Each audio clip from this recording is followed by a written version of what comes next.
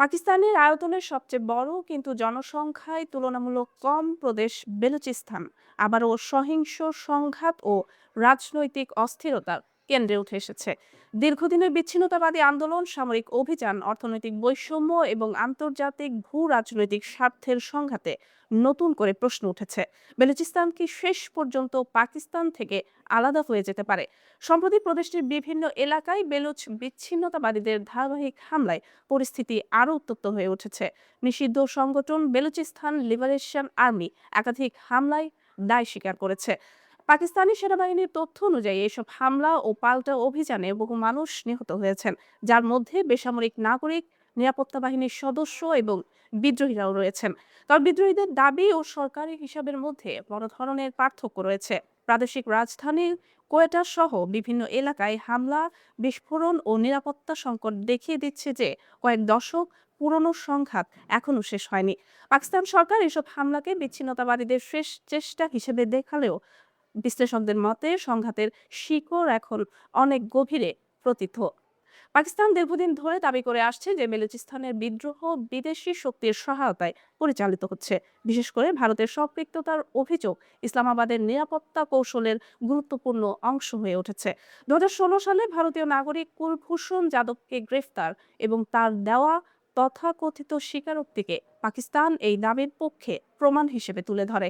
তবে সমালোচকদের মতে বিদেশি ষড়যন্ত্রের এই ব্যাখ্যা অনেক সময় স্থানীয় সমস্যাগুলোকে আড়াল করে দেয়। তাদের দাবি বেলুচিস্তানের জনগণের দীর্ঘদিনের রাজনৈতিক ও অর্থনৈতিক বঞ্চনায় বিদ্রোহের মূল কারণ।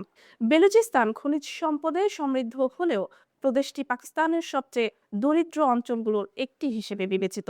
চীন পাকিস্তান অর্থনৈতিক করিডোর এবং গোয়াদর বন্দরকে ঘিরে বিশাল বিনিয়োগ স্থানীয় জনগণের জীবনযাত্রায় খুব বেশি পরিবর্তন আনেনি বলে অভিযোগ রয়েছে।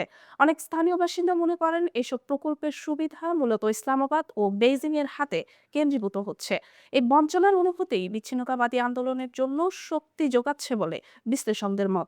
পাকিস্তান দীর্ঘদিন ধরে বেলুচিস্তানে সামরিক অভিযান চালিয়ে বিদ্রোহ দমন করার চেষ্টা করছে।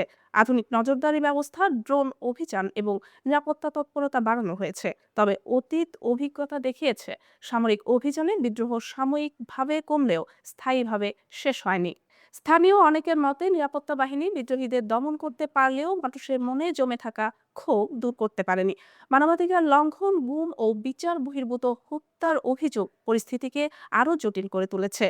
বেলুচিস্তান কৌশলগতভাবে অত্যন্ত গুরুত্বপূর্ণ অঞ্চল। এখানে চীনের অর্থনৈতিক স্বার্থ, ইরানের সীমান্ত রাজনীতি, যুক্তরাষ্ট্রের কৌশলগত উপস্থিতি এবং ভারতের ভূ রাজনৈতিক হিসাব জড়িয়ে রয়েছে।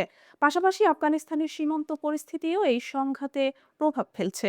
এই বহুমাত্রিক ভূ রাজনৈতিক প্রতিযোগিতা বেলুচিস্তানের সংকটকে আরও জটিল করে তুলেছে।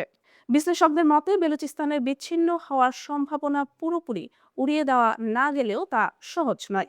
পাকিস্তানের সামরিক শক্তি, কৌশলগত গুরুত্ব এবং আন্তর্জাতিক সমীকরণ বিচ্ছিন্নতার পক্ষে কঠিন করে তুলেছে।